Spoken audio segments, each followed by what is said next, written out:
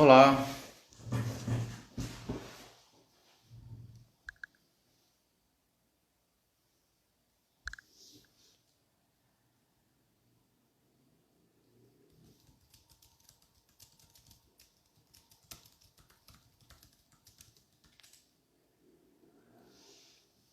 aqui achei.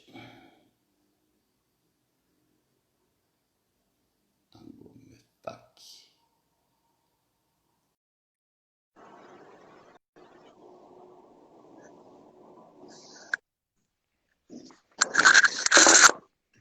Olá, tudo Oi, bem, Natália? tudo bem? Como vai? Tá me ouvindo bem aqui? Tô ouvindo bem. Tá me escutando Maravilha, bem? alto e claro. Como é que você quer fazer? Quer começar perguntando? Quer começar falando? Como é que a gente vai fazer? Então, a gente vai ter residentes participando, vai ter também acadêmicos de medicina. Então, a gente pode Ótimo, fazer já algumas perguntas. legal. Esperar. Dá umas 8 Vamos horas, esperar o a gente se pessoal entrando, né? apresenta. É, A gente tinha programado inicialmente fazer no seu Instagram. Como é que o sim. pessoal todo que você avisou vai saber que é aqui? Não, mas aí dá pra compartilhar, porque eles vão ver que tá junto. Ah, é? Ah, bom, então Fica, perfeito. que aí fica junto. Beleza. E aí depois eu consigo gravar essa live, faço download, boto no Instagram, no YouTube e dá para todo mundo assistir de novo. Quem não puder assistir hoje, Sim, ou quem quiser revisar. já estão entrando algumas pessoas. Vai ficar Beleza. compartilhado. Esperar Então, das 8 enquanto horas. isso, me conta aí como é que tá a tua rotina em Goiânia, não é? Anápolis. Anápolis. Como é Anápolis. que tá a tua rotina aí? Então, a gente está tendo vários casos, né, de coronavírus. Então, mudou muito o atendimento da atenção primária. E aí, na nossa cidade, a prefeitura ela organizou unidade de referência para atender só pacientes que é de coronavírus. Então, acabou que a gente, algumas unidades estão atendimento normal e outras já estão com atendimento específico para coronavírus. E aí, nessas unidades, tem residentes que só atendem coronavírus. E a gente vai fazendo Nossa, rodízio, para não ficar assim tão desgastante, né? Todo mundo só é atendendo muito corona. chato. É um Já vai saco fazer isso. 3 meses, mas agora tem quase 4 meses já que a gente tá nessa rotina. Nossa, e de dor miofascial, você tem visto muito caso? Muito. Na nossa unidade que eu tô, com os residentes, a gente está atendendo demanda normal. Então aparece muito caso, muitos. E tem sido bastante interessante. E eu aplico agulhamento a seco na unidade e tem visto Uhum, resultados bons. Mesmo a gente tendo, né, agora na pandemia, a gente tem tido um certo cuidado para poder manipular o paciente. E naqueles pacientes que estão bem sintomáticos, a gente acaba fazendo agulhamento. Até para uhum. dar um alívio. E a gente tem tido bastante respostas boas. E aí a É gente muito está organizando. gratificante. Muito bom. Eu não consigo ver minha vida sem agulhamento seco hoje, sem conhecer dor miofascial hoje em dia. Não. O paciente chega para mim com dor, eu já vou de cara perguntando sobre dor miofascial. Vou investigando logo. Tem como. Sim, Deixa eu só fazer uma coisinha aqui. tá bom. Aí pronto. Ok, aumentei a claridade do celular. É, bom, Deu 8 oito horas em horas. ponto. Uhum. Eu Eu vou me posso me apresentar. apresentar ou você se Isso. apresenta? Você primeiro, né? Você que é convidou. Uhum. Então, eu sou a Natália, eu sou médica de família e eu sou preceptora da residência médica da Univangélica aqui em Anápolis. E a gente pensou em fazer alguma coisa nessa quarentena para a gente poder ter assuntos, né, diversificados. Então, foi uma demanda que a gente fez, levantando com a questão que a gente estava vendo, de demanda de atendimento, o que os residentes falavam, e sobre a síndrome dolorosa miofascial, foi um assunto que ficou assim bastante levantado entre as discussões. Então foi no momento que a gente pegou e fez, né, esse convite para você, em nome da Gomefac, que é a Associação Goiana de Medicina de Família, para estar explicando e falando um pouco para os residentes que entraram agora na residência, principalmente, né, os R1s que não têm ainda essa familiaridade com esse assunto.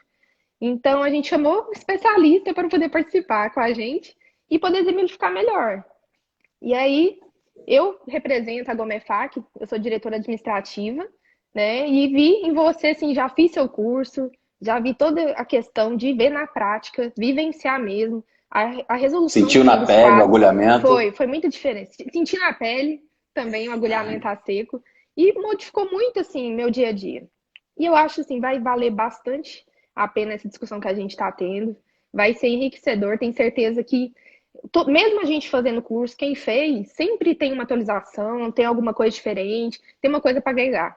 Então, hoje a gente vai Sempre. fazer uma discussão, né, levantando para quem não conhece saber, e interessar também a gente aprender mais coisas que a gente pode fazer na atenção primária, né? E enriquecer nosso Maravilha. atendimento. Então, beleza. Então, antes de mais nada, quero agradecer o convite, Natália. Para mim é um prazer enorme falar desse assunto. A coisa que mais me dá tesão na medicina hoje é falar sobre dor miofascial. Por vários motivos. Primeiro, porque pouquíssimas pessoas conhecem e muitos pacientes acabam sofrendo com a dor que não melhora nunca. Então, eu encontrei em uma maneira de ajudar o maior número de pessoas, ajudando o maior número de médicos. Porque quanto mais médicos conseguem reproduzir aquilo que eu já aprendi, mais pacientes vão se beneficiar. Então, para mim, é um prazer enorme estar tendo essa oportunidade de alcançar o maior número de profissionais da área de saúde possível. Para quem não me conhece, meu nome é Alexandre, Alexandre Fortes, eu sou médico de família, me formei na UERJ em 2008 eu terminei a minha residência na UERJ e desde então me dedico à atenção primária full time. Então, eu sempre trabalhei de segunda a sexta-feira, horário normal de 8 às 5, 40 horas semanais, fazendo puericultura, fazendo pré-natal, BD, atendimento psiquiátrico, enfim. Tudo que vocês fazem, eu faço também. Só que nos últimos 10 anos eu comecei a me interessar cada vez mais pelas dores musculoesqueléticas. Então, a dor lombar, a dor no ombro, a dor no joelho e assim por diante. E quanto mais eu ia entrando nesse assunto, mais eu ia me interessando e mais eu ia estudando. Até que teve um dia que eu descobri uma coisa chamada síndrome dolorosa miofascial. E aí o meu mundo virou do lado avesso. Eu tive que reaprender toda a medicina, porque eu vi que muita coisa do que eu tinha aprendido estava desatualizada há muito tempo, na verdade, né? Desde a anatomia, só para vocês terem uma noção. Então, como nós temos aqui residentes e alunos de medicina, eu vou partir do zero, vou contar um leve histórico. Se eu começar a falar demais, você me segura, porque eu tenho a tendência a Não, tá falar bom. muito. Então, gente, antes de mais nada, existe uma Associação Internacional para Estudos de Dor, IASP, International Association for the Study of Pain.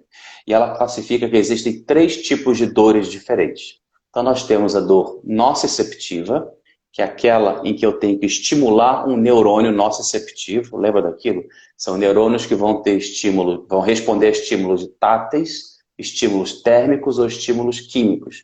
Eles vão transformar esse estímulo num impulso elétrico, num potencial de ação, que vai caminhar até minha medula, vai atravessar do corno dorsal da medula, vai subir para o núcleo espinotalâmico, sobe lá em cima, a cabeça vai interpretar e vai dizer é dor. Então esse é o modelo tradicional de dor que a gente conhece na neurofisiologia. Sim. A dor neuropática, que é quando eu tenho algum defeito, alguma deficiência no sistema de condução nervoso, ou periférico ou central. Então, por exemplo, a neuropatia diabética, por exemplo, a neuralgia do trigêmeo, enfim, uma radiculopatia. Eu tenho algum problema na condução nervosa no sistema nervoso. Então, tem um defeito no sistema nervoso. E existe a dor nociplástica, e esse é um conceito mais recente. A dor nociplástica é aquela dor onde eu não tenho nenhum estímulo periférico ou central, não tenho nenhum estímulo de neurônio nociceptivo e eu não tenho nenhum defeito no meu sistema nervoso, mas eu tenho dor. Exemplo, a cefaleia tensional, a enxaqueca, a síndrome do intestino irritável, fibromialgia, depressão e dor miofacial. Então, dor miofacial, ela se enquadra dentro, oficialmente, do ponto de vista internacional, ela é reconhecida como uma dor nociplástica. E da onde veio o que é a dor miofacial? Vamos voltar no tempo. Lá na década de 30, 1936, um médico americano chamado Kellgren resolveu fazer experimento com os alunos dele. Naquela época era ótimo, você podia fazer qualquer coisa, não tinha conselho de ética, o aluno não reclamava. Então ele pegava a solução salina hipertônica e começava a infiltrar em algumas partes do corpo, principalmente os processos espinhosos na coluna dos alunos. E pedia que eles dissessem para ele aonde que eles sentiam alguma coisa. E aí ele começou a desenhar mapas de referência de dor. No ano seguinte, ele publicou um estudo de caso de 6 ou 7 pacientes, se eu não me engano, que tinham pontos isolados do corpo dolorosos, sensíveis, e que quando palpados, reproduziam dor à distância. E lembrou dele desse estudo que ele fez. Como é que ele tratou esses pacientes? Ele pegou o anestésico local, a novacaína, e infiltrou, ele anestesiou esses pontos mais sensíveis. E a dor sumiu, Que acabou. seria um ponto Então esse gatilho, né? Na E época não depois, falava não esse falava em termo, pontos mas gatilhos, né? eles falavam em pontos sensíveis. É. E assim, na verdade, existem relatos desde 1500 de descrição do que hoje nós conhecemos como dor miofascial, mas e cada um descrevia de uma forma diferente. O tempo passou, ninguém deu muita bola para isso, afinal de contas, logo em seguida veio a Segunda Guerra Mundial e todas as atenções voltaram para aquilo. Bom, na década de 50, agora não lembro, acho que é 55, o presidente John Kennedy foi eleito, e ele é um cara que tem uma história de vida bem trágica em tempo de dor. Ele teve diversos problemas musculoesqueléticos graves, e naquela época, por exemplo, eles não existia corticoide oral, nem injetável. Então, eles Uhum. achavam que ele tinha alguma doença tipo doença celíaca e fizeram implantes subcutâneos de corticoide nele, tablets de corticoide. Isso acabou gerando osteoporose, ele fez fratura compressiva, fez hernia de disco, fez cirurgia, fez uma cacetada de coisa. E mesmo assim ele sentia muitas dores. Hum. Tanto que na maior parte das vezes não filmavam ele entrando num comício, entrando num palco, porque ele sempre entrava de muletas.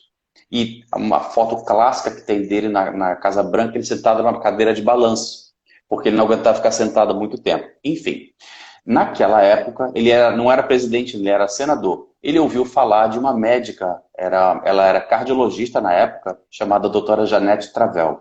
E a doutora Janete Travel tinha começado a se interessar cada vez mais pelas dores musculoesqueléticas. E, na época, então, ela passou a ser uma das maiores autoridades em dor crônica no mundo.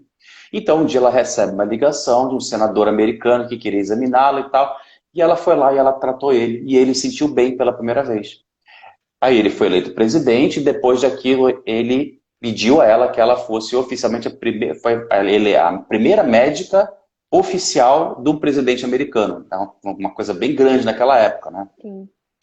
Então, mas ele tinha tantas dores miofaciais que ela chegava a fazer 3 ou 4 infiltrações por dia. Por que eu digo infiltração? Porque eles não faziam agulhamento seco, eles faziam a técnica que foi desenvolvida pelo Kelvin, que era o uso de novacaína nos pontos gatilho dele. E aí então ele começou a ter muita melhora. Mas só depois de um certo tempo, isso é uma história que é secreta e poucas pessoas divulgam, na internet você até encontra, né? Mas é uma história que não foi divulgada, foi que ele só realmente teve uma grande melhora quando depois eles encontraram um médico austríaco, para e pensa, década de 50, pós-segunda guerra, Hitler era austríaco, Hum. então tinha um médico austríaco, um fisiatra, chamado Hans Kraus, e que ele era alpinista, trabalhava muito com alpinistas e tal. Então, sem poder divulgar, chamaram Hans Kraus para avaliar. E viram que o John Kennedy tinha uma série de disfunções e de desequilíbrios posturais. A postura dele era toda inadequada porque a musculatura dele não estava preparada. E aí então ele começou a preparar uma série de treinos, exercícios para ele fazer, para ele fortalecer e se equilibrar, e a partir daí ele deslanchou. Ele conseguiu trabalhar 1000 dias consecutivos sem faltar um único dia de trabalho, até então que ele foi assassinado. Então, isso é um breve histórico. Foi assim que surgiu o agulhamento. A dor miofascial surgiu ali. E o agulhamento molhado. Na década de 70, um médico tchecoslovaco resolveu fazer o seguinte: bom, e se eu infiltrar outra coisa que não seja anestésico? E se eu infiltrar soro fisiológico? Ele experimentou infiltrar soro fisiológico nos pontos gatilho e resolveu por igual. E aí ele pensou: bom, então se não é a substância química, e se eu não infiltrar nada? E ele só entrou com a agulha e resolveu. Assim nascia o agulhamento Tá seco. seco. Então, o agulhamento seco é uma técnica utilizada para desmanchar, para soltar os nós formados na musculatura, os pontos gatilho, que são o marco da dor miofacial. Já vou entrar nisso. Por que a gente usa agulha de acupuntura? Só porque ela é mais fininha. Eu poderia usar agulha rosa, se eu não gosto do paciente. Eu posso usar agulha intramuscular, eu posso usar agulha subcutânea, não interessa. Qualquer agulha que consiga tocar no ponto gatilho vai desmanchar. Eu não consigo com o meu dedo tocar no ponto gatilho, mas eu consigo comprimir o ponto gatilho. E isso é uma técnica que nós chamamos de compressão isquêmica e que também pode funcionar igual. Mas o agulhamento ele é bem mais eficaz, que ele vai lá no cerne da questão. Então, por uma questão de conforto, no agulhamento seco, a gente acabou utilizando agulhas de acupuntura.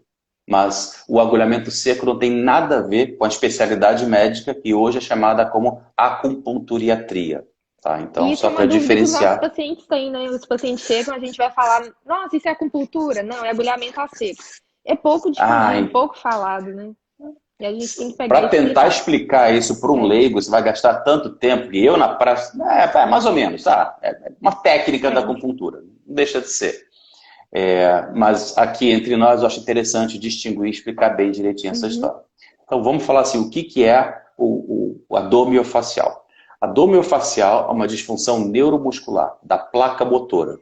O que, que acontece? O neurônio motor vai lá na placa motora e quando ele recebe o potencial de ação para liberar acetilcolina, essa acetilcolina é liberada em grande quantidade naquela fenda sináptica.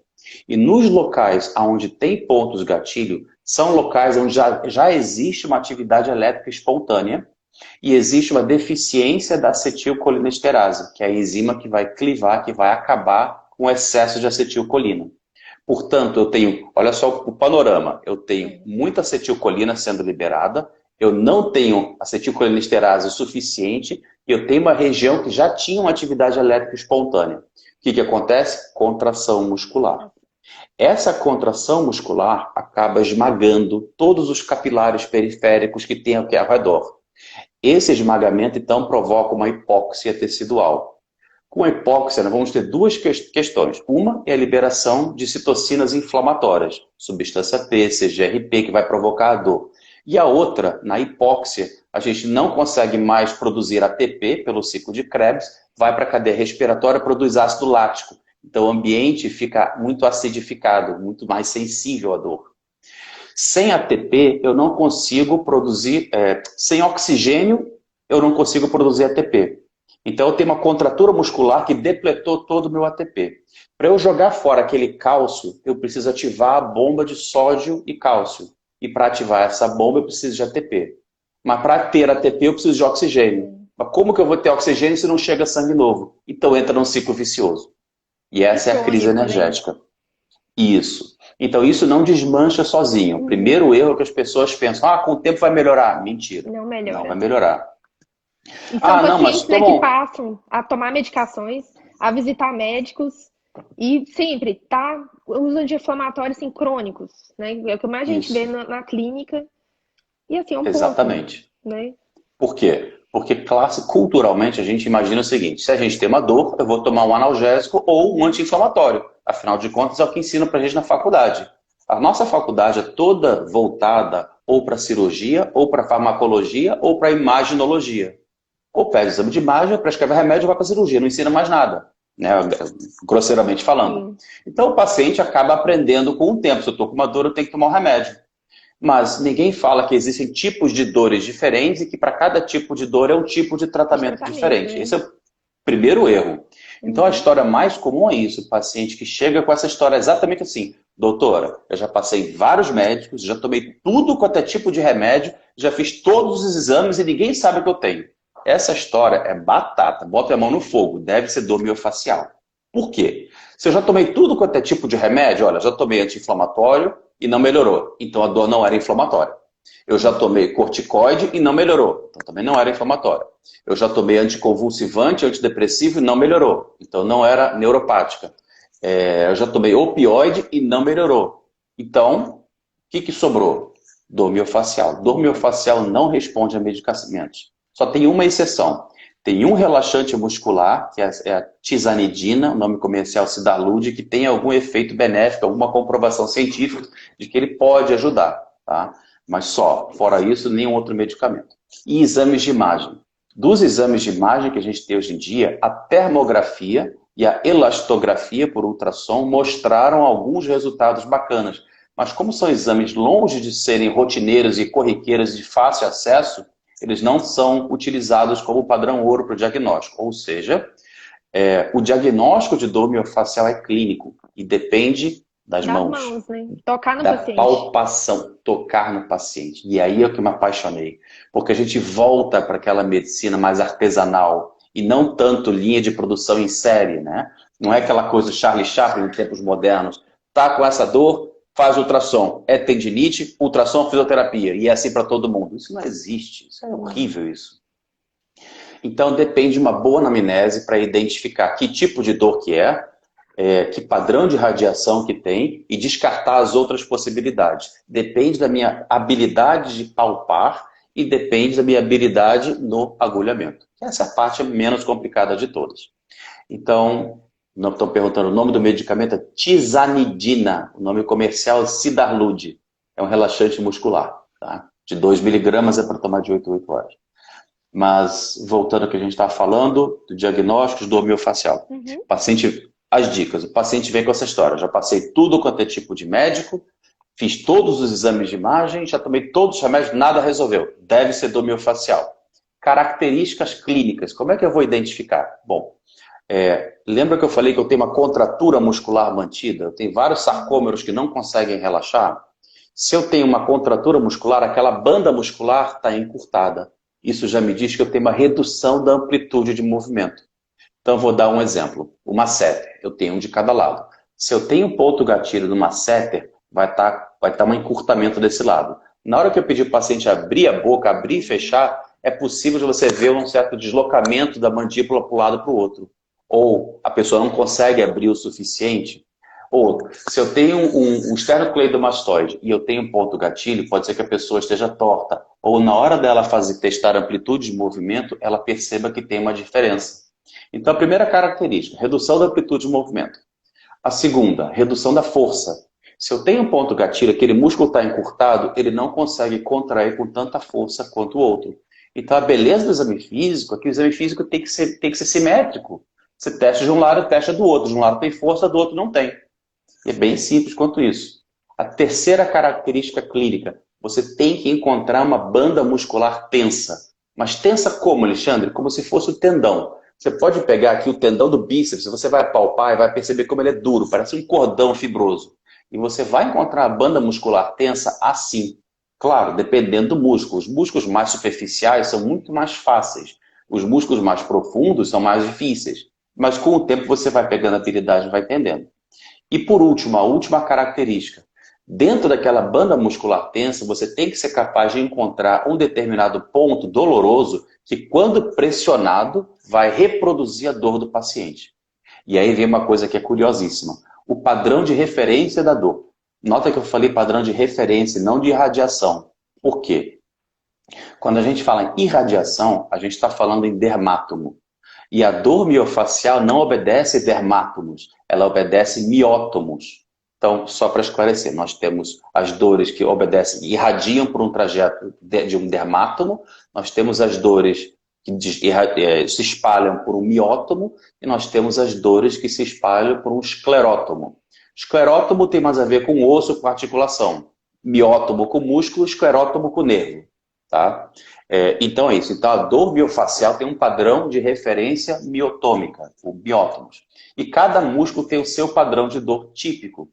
Exemplo, eu falei do masseter, né? Sim. O masseter pode provocar dor nos dentes, pode provocar dor na região temporal. O esternocleido pode provocar dor na orelha ou em volta do olho. O semi-espinal da cabeça pode produzir dor temporal, só de um lado, e aí vai ser confundida com enxaqueca. Então, o que eu acho mais bacana... Ainda tem a irradiação que a gente já pegou de músculos, né? Que é paravertebrais, a gente está examinando e o paciente chega com dor abdominal. É uma coisa assim, se a gente não conhecer, não saber examinar, que nem você falou, a semiologia, que é o primeiro ponto, a gente saber fazer um exame físico ortopédico, depois a gente poder pensar no padrão que vai ser o miótomo, né? Não a radiação. E olha para você ver, pode chegar uma dor abdominal e pode ser o músculo que você fala assim, nossa, vou só olhar o abdômen. Você nem vira o paciente para olhar as costas dele. Pode ser uma dor de uma origem totalmente diferente, né? Eu tenho 2 casos para te contar que aconteceram comigo no posto de saúde. Uma vez a enfermeira chegou no meu consultório com os olhos arregalados. Alexandre, o paciente está com muita dor, ele está suando frio, acho que ele está com apendicite. E eu já trabalhei em emergência há muito tempo antes da minha residência em medicina de família. Fiquei 6 anos em emergência, já tinha visto bastante e me sentia confiável. Cheguei lá, olhei, a primeira coisa que eu perguntei para ele: você comeu alguma coisa hoje? Ele: comi, tomei café da manhã. E a última vez você foi no banheiro? Não, fui hoje mesmo. Bom, apendicite não é. Apendicite, o cara, a primeira coisa que ele perde é o apetite e tem paradas de eliminação de gases e fezes. Não é. Mas ele tinha uma dor localizada em fossa ilíaca direita. Daí eu lembrei que existem algumas dores miofaciais, alguns pontos gatilhos que podem irradiar dor para lá. E o cara não entendeu nada, fica imaginando o que se passou na cabeça dele. Porque eu falei assim, vira de costas. O cara olhou assim, vira de costas. E eu fui direto na musculatura paravertebral e tinha ali uma banda tensa. E quando apertei com um pouquinho mais de força, aí ele sentia dor lá na frente. Eu falei assim, essa que é a sua apendicite? Ele, doutor. Eu disse, então bom, vamos resolver essa apendicite aqui agora. Aí meti uma agulha e resolveu. Então esse foi um caso, foi muito divertido. A enfermeira que estava do meu lado não entendeu bulufas, ela achou que era bruxaria e eu achei engraçadíssimo. O outro foi agora, foi semana passada. Eu tinha uma paciente que veio desesperada porque ela estava com uma dor na mama. E ela, muito preocupada, mas jovem, 35 anos de idade, não, eu estou com uma dor aqui na mama, mas também um pouco aqui no peito também, e também um pouco aqui atrás do ombro, e não sei o que e tal. E ela tinha uma dor entre a escápula e a linha média. Então era uma coisa bem confusa, até porque ela estava tão assustada e no susto, no medo que ela estava, ela não conseguia descrever bem. E aí papo vai, papo vem, examina daqui, examina dali, revira e tal. Eu revirei ela várias vezes, eu tive que consultar 3 vezes. A terceira consulta eu entendi o que ela tinha. Ela tinha uma dor miofascial na musculatura paravertebral entre a escápula e a linha média. Quando eu toquei ali, e ela reproduziu a dor na mama. Eu falei, essa a dor? Ela é. Então tá bom. Aí eu agulhei, sumiu a dor, e ela ficou assim com aqueles olhos arregalados, tipo assim, o que você fez? Eu falei assim, nada, já soltou. Mas não tem que fazer nenhum exame agora, assim, mas pra quê? Cadê sua dor? Não tá doendo. Então pra que fazer exame? O paciente não consegue acreditar, né? Não. E é uma coisa Isso é simples, né? muito legal. Na mão a Isso é muito gente legal. palpando, palpando. A gente não precisa abrir mão de custos, de exames, de ter um procedimento invasivo, nada. É só pegar no paciente, né? Ó, vamos lá. Uma história clássica. O paciente chega, doutor, minha hérnia está atacada. Se for um médico que não conhece, nunca ouviu falar de dor miofascial, a tendência natural, examina rapidinho, faz o laser, deodora, vai fazer uma ressonância. Então já pagou a consulta, pagou a ressonância, ali se ele está tomando corticoide, está tomando anti-inflamatório, já faz todo o trabalho. Quando ele volta com o resultado do exame, ele olhou, não é cirúrgico, vai para fisioterapia. Vai pagar, fazer 10, 20, 30 sessões de fisioterapia e a dor não melhora. Aí a dor cronifica, agora está tomando remédio para dor crônica e aí começa a deprimir, não consegue dormir bem, não consegue voltar a trabalhar. Versus a outra realidade. Chegou no médico do postinho, como eu gosto agora de falar, né? Os pacientes, já passei tudo quanto é tipo de médico. Assim, pois é, foi justo o médico do postinho que foi resolver o seu problema, né? Adoro sacanear também. Aí, chegou ali, examinei, palpei, foi uma agulhada, em 10 minutos o cara foi embora feliz da vida, sorridente, sem nada. Então, é importante conhecer esses padrões de dor referidos. E cada um tem o seu padrão de dor específico. E tem algumas peculiaridades muito interessantes. Eu peguei uma paciente uma vez que estava com vertigem e zumbido no ouvido. E eu lembrei que dor miofascial do esternocleido pode fazer isso. Foi lá, palpei a musculatura, foi uma agulhada, na mesma hora soltou. Aliviou na hora. Acho que no teu curso que você fez o curso em Goiânia, não fez? Anápolis. Comigo? Em Anápolis. Foi O de agulhamento. Foi em Anápolis? Ah, você fez o nível 1. Nível 1. Ah, tá. No Mas nível tem 2 muitos a que gente fez fizeram com agulha. você que tá assistindo a live e fizeram nível 2 em Goiânia. Ah, E foi, então. assim, Aí teve uma sensacional. menina lá que tá, inclusive, tá filmado, tá no YouTube esses agulhamentos. Lá, tá todos lá, podem ver. Teve uma menina que tava com dor miofascial no esternocleido, a gente agulhou, logo de cara já deu o tweet, ela já ficou assim.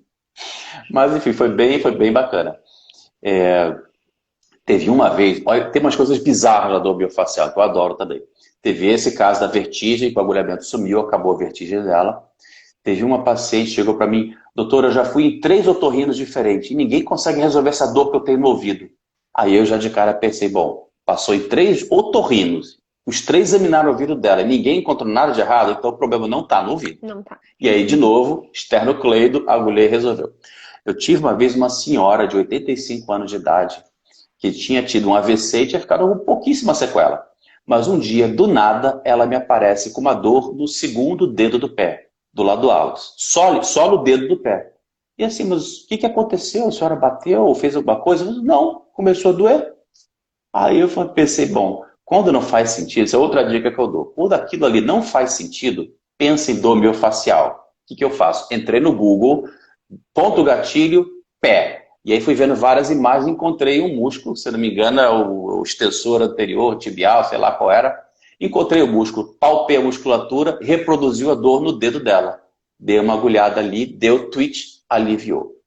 Então, sabe, é muito gratificante, porque o paciente, geralmente, ele entra desesperançoso, porque ele já tentou de várias coisas diferentes e nada resolveu. ele está na expectativa de que você vai dar mais um remédio, ou você vai pedir um exame muito específico, e de repente você só palpa, não, fica tranquilo, isso aqui, ó, pum, a mulher resolveu, tchau, e o cara, sumiu minha dor. Sim. Então tem muitas dores assim que a gente não faz ideia. Hoje mesmo, eu atendi, eu até filmei, botei no YouTube, eu posso compartilhar com vocês, uma paciente chegou para mim com uma dor no sacro, bem ali no sacro, mas irradiando levemente para o glúteo de um lado só. E ela não sabia o que ela poderia ter feito, não caiu, não bateu, não machucou, aquela história de sempre, né? E ela já tinha aquele plastrão, aquele adesivo de anti-inflamatório colado ali em cima e tal, e ela não estava entendendo. E eu comecei a examinar ela, e eu percebi, e a primeira coisa que eu pensei foi glúteo médio. O glúteo médio pode irradiar para aquela região. Palpei, testei força, ela tinha força alterada, mas não tinha banda tensa.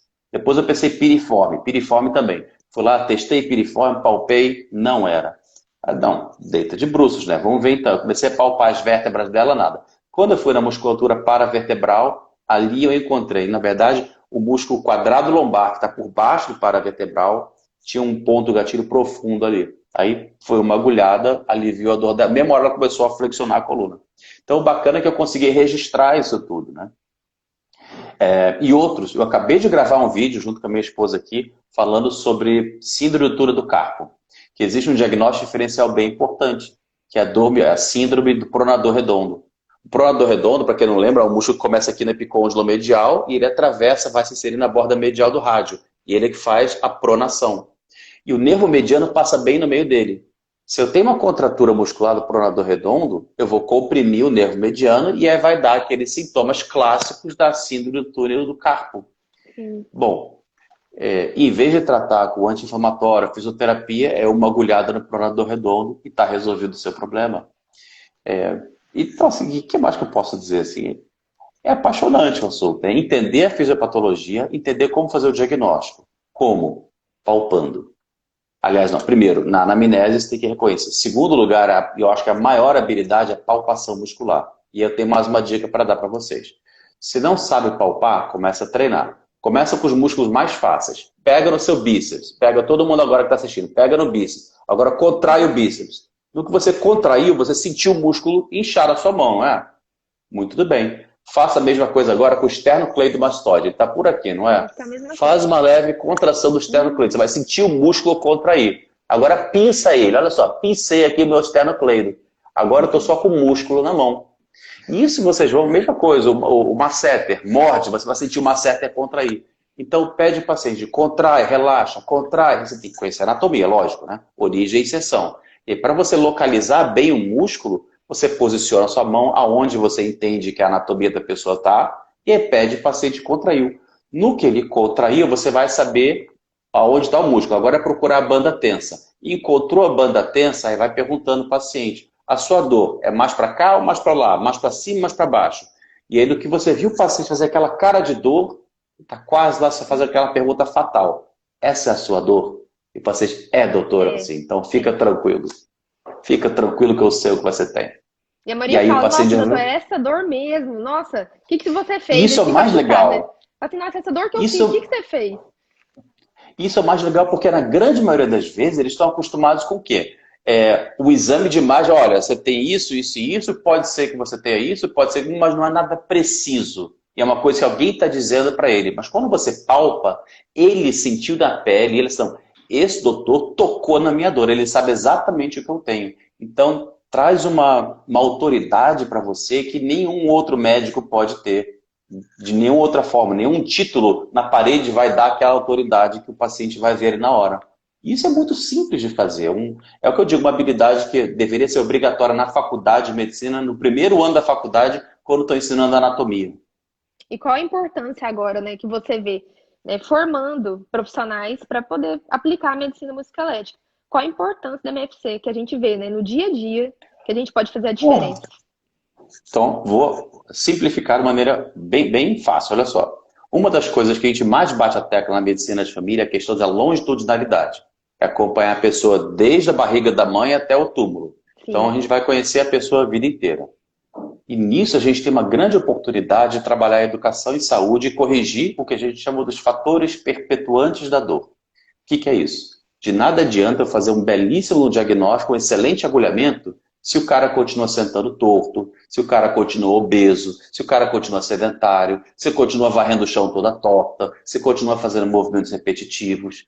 Então a gente tem a oportunidade de corrigir as coisas erradas. Então é prevenção. Para de fumar, para de beber, bota o cinto de segurança, vai malhar, bebe mais água, usa protetor solar. Então, senta a bunda direita nessa cadeira, criatura. Levanta a bunda, vai fazer um exercício físico, vai fazer alguma coisa, larga de ser sedentário, entendeu? E aí que eu acho que a verdadeira, o casamento perfeito da medicina músculo-esquelética com a medicina de família. Por quê? A gente tem a empatia, a gente tem a longitudinalidade e a gente tem a confiança do paciente. E depois que você mostra para ele que você sabe resolver aquela dor que nenhum outro médico conseguiu resolver, e você resolveu assim, com uma agulhinha que custa coisa de 5, 6 centavos, o cara fica de cara. Não, esse cara é o cara, né? Eu gostei dele. Aí pronto, aí o vínculo não se quebra mais. E aí então, o que você disser pro cara, ele vai fazer. Então você, olha, eu tenho que malhar? Eu vou dar um jeito, doutor, eu vou malhar. E aí é o que eu digo, assim, é muito importante essa questão. A gente tem que reverter isso, porque a quantidade de pessoas com dor crônica, incapazes e ficam acumulando problemas é infinito. Basta ver a fila do INSS, aquela coisa, doutor, faz um atestado bem bom para me encostar. Porra, o cara com 40 anos de idade quer se encostar? Sem necessidade, dá para trabalhar, calma aí que eu resolvo o teu problema, vem cá, eu sei o que você tem. Agora, sem querer complicar muito mais. Lembra que eu falei que nós temos as dores neuropáticas, nociceptivas e nociplásticas. Didaticamente são separadas, mas às vezes pode vir tudo junto. Exemplo, o cara tem uma artrose do joelho. Essa artrose do joelho provoca uma reação inflamatória ali, osso batendo contra osso. A reação inflamatória libera citocinas inflamatórias. E essas podem irritar pontos gatilhos locais. Por exemplo, no vasto medial. E aí então eu tenho uma dor no joelho e eu tenho um raio-x horroroso. E eu fico tratando a artrose quando, na verdade, o motivo da dor não é a artrose, é a dor miofacial do vasto medial. E isso é um erro bem comum. Outro exemplo, fascite plantar, esporão calcâneo. 50% das pessoas assintomáticas têm esporão calcâneo. E aí o cara tá com uma dor ali no calcâneo e pede fazer um raio-x e o médico dá o raio-x, tem um esporão calcâneo. Ah, é o meu esporão, é o meu esporão. E ninguém vai palpar a panturrilha dele. Tem um ponto gatilho nos gastroquinêmios que provoca a dor exatamente no trajeto ali da fascite plantar. Desculpa. E aí, então, se não desativar aquele ponto gatilho, não melhora. Né? Então, é entender que, às vezes, o paciente veio com cada um dos componentes. Aí você tem que determinar qual o componente mais importante. Se é o componente inflamatório, se é o componente neuropático, se é o componente miofacial. O que naquele caso, naquele paciente, está mais perceptível, mais abundante, né? E aí que começa a ficar difícil. Porque quando a gente vê a pessoa só com uma dor miofacial, um ponto gatilho, chuchu, beleza, maravilha, é o que todo mundo quer. O complicado são aqueles pacientes já antigos que vêm com tudo. E aí a coisa começa a ficar cada vez mais difícil. E é importante diferenciar, assim, não agora porque a gente está numa live falando de dolorose miofascial, que a gente vai caçar em todo mundo. Senão todo mundo vai sair vai sim, vai pensar assim, vamos ter que abrir os olhos também para essa questão desse diagnóstico, mas também a gente lembrar dos outros, senão todo mundo vai sair generalizando. É um tratamento que hoje muitos médicos até questionam, né, da eficiência, da eficácia, fica aquela ansiedade, nossa, eu vou agulhar meu paciente, em quantas sessões que ele pode melhorar? Né? Em quanto tempo ele vai ter uma resposta? Né? Todo mundo leva, nossa, a primeira sessão eu posso prometer alguma coisa? Não, assim, você vai fazer, né? Pode ser que na primeira sessão ele fale assim, sumiu. Se o diagnóstico estava certo e não tinha mais nenhuma outra fonte de nocicepção e era só aquilo, eu garanto, se você acertar o ponto gatilho e der o tweet, vai resolver. É claro que depois você tem que corrigir os fatores perpetuantes, senão a dor volta. Sim. Eu vou citar um exemplo que aconteceu. Eu acabei virando amigo desse cara. Eu moro em Florianópolis. E aqui eu comia muito no restaurante japonês aqui perto de casa. Eu ia com muita frequência lá. E aí eu percebia que o Sushi Man, que era o dono do restaurante, ele sempre mancava. E o cara era mais novo que eu. E eu, curioso como sou, olho clínico, né? Um dia eu cheguei na maior cara de pau e assim, cara, olha, deixa eu fazer uma pergunta, não leva mal não, eu sou médico. Mas eu percebi que você manca. E eu não pude notar, eu preciso saber o que aconteceu contigo, né? Puxei papo com o cara. E ele me contou que ele caiu de moto em 3 vezes E nas 3 vezes ele fraturou o mesmo fêmur em 3 locais diferentes. Aí fez cirurgia, fez fisioterapia, fez o escambau, mas nada resolvia a tal dor que ele tinha. E todos os dias de manhã ele acordava, tinha que se entupir de remédio para poder levantar da cama e começar o dia, e vivia mancando. E eu pensei assim, olha, eu acho que eu posso te ajudar. Que era aquela história, já tomei tudo quanto é tipo de remédio, já fiz tudo quanto é tipo de exame, já fui tudo, ninguém resolveu minha dor. E aí ele foi lá, eu examinei, e ele tinha um ponto gatilho no glúteo médio.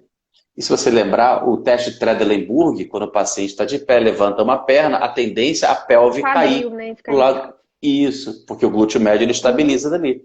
E aí o dele era franco, era muito evidente aquilo.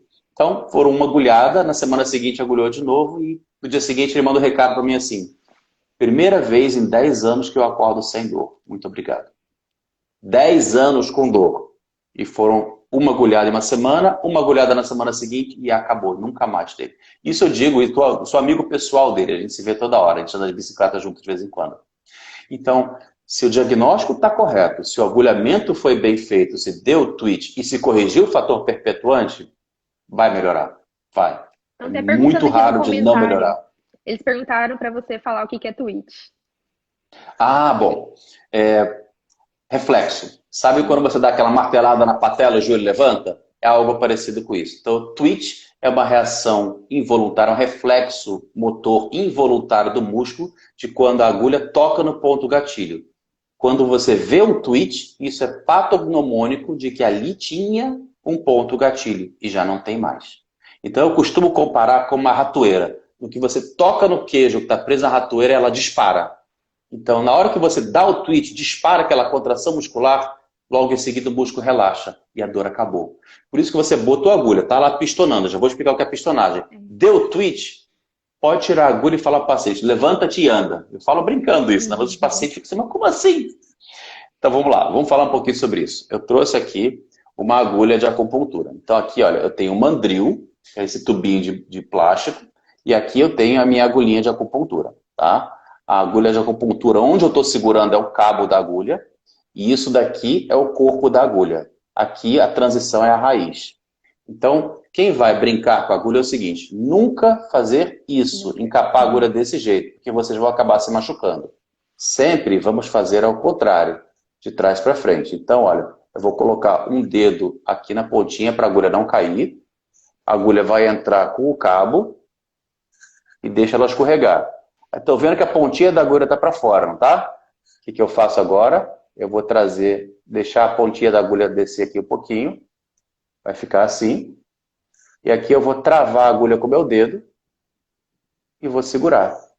Então aqui, olha, eu estou travando a agulha de modo que aqui não tem nada, não machuca. Bom, o que é então, como é que a gente faz o agulhamento? Vou demonstrar em mim. Posso botar em qualquer parte do corpo, tá? Vou botar no caso aqui na minha mão. Então a gente aproxima o mandril da pele, aperta um pouquinho para estimular a fibra beta aliviador, soltei. Agora a ponta da agulha está encostando na pele. E agora o importante é o seguinte, em vez de empurrar a agulha, que vai doer, é importante que eu dê um tapa bem rápido na agulha. Aí não dói. E aí eu posso retirar o mandril. Aqui a agulha está no subcutâneo, então eu posso dar a direção que eu quiser para ela.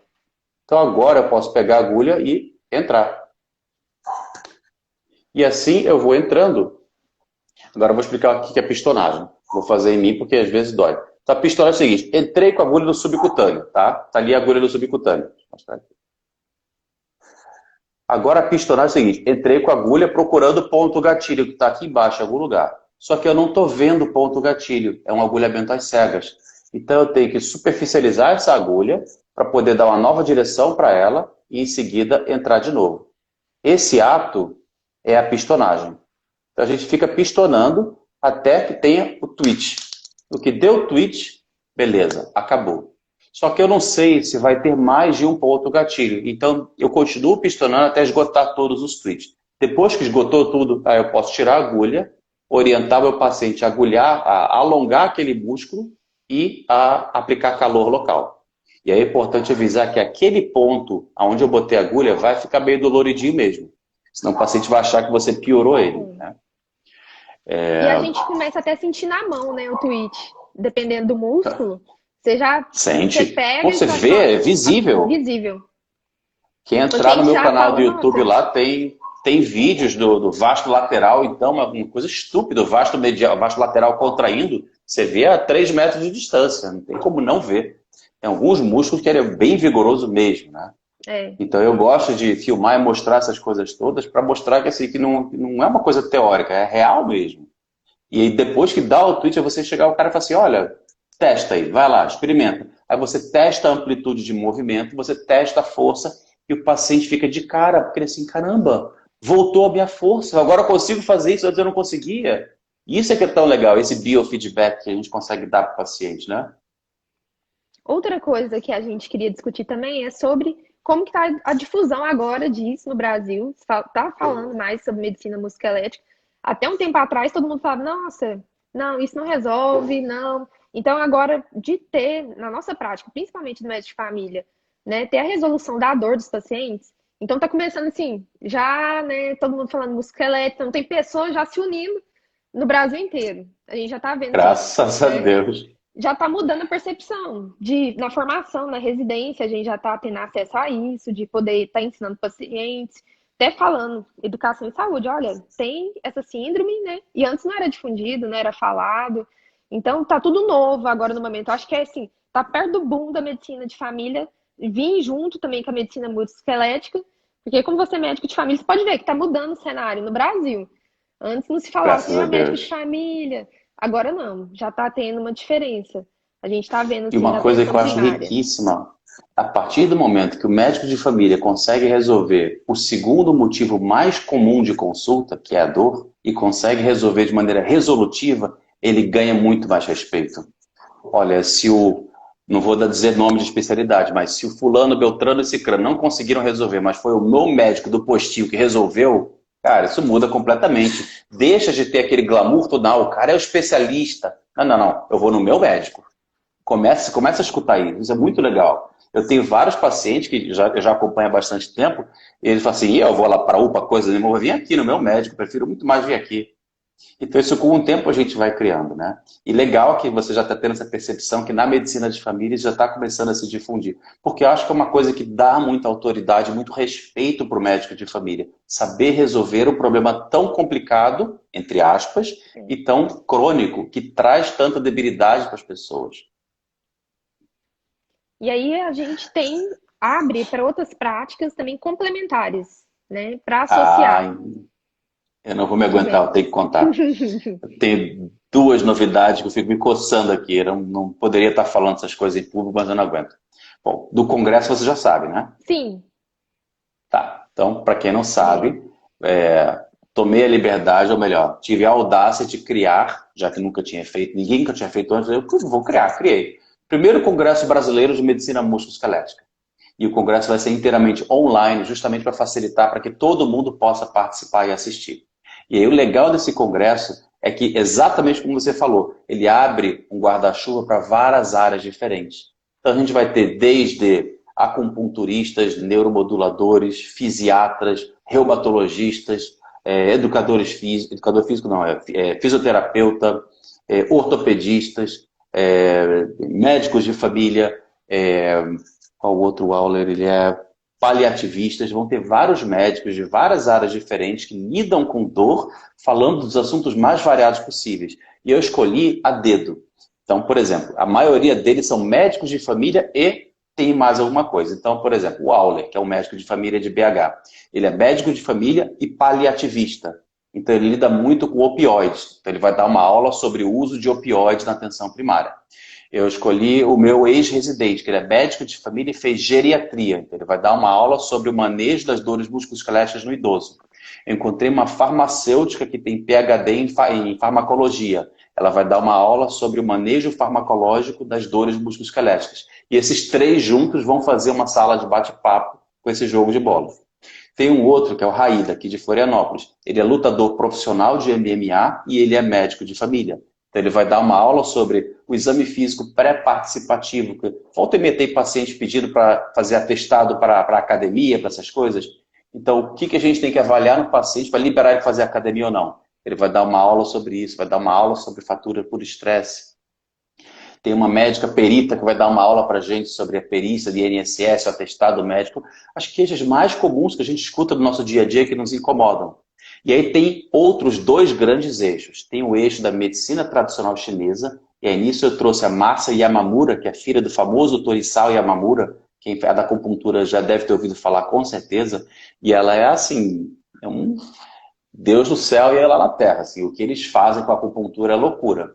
E ela vai trazer vários outros médios. Vai ter aula de mindfulness, vai ter aula de slow medicine, vai ter auriculoterapia, microsistema, o escambau. E vai ter o Sidney, que é médico de família, médico do trabalho e acupunturiatra. Vai falar de neuromodulação, que é uma outra coisa que eu acho também espetacular de falar e que o médico de família deveria aprender a fazer também. Então, essa era uma novidade que é só para complementar o que você estava falando. E a outra é que nós estamos bem próximos de criar a Sociedade Brasileira de Medicina Musculoesquelética. E quem sabe, a partir daí, um R3 para o médico de família em Medicina Musculoesquelética. Para o médico de família. E para outros também, né? Por que não? Porque é um assunto muito prevalente. É muito comum dor. É muito comum.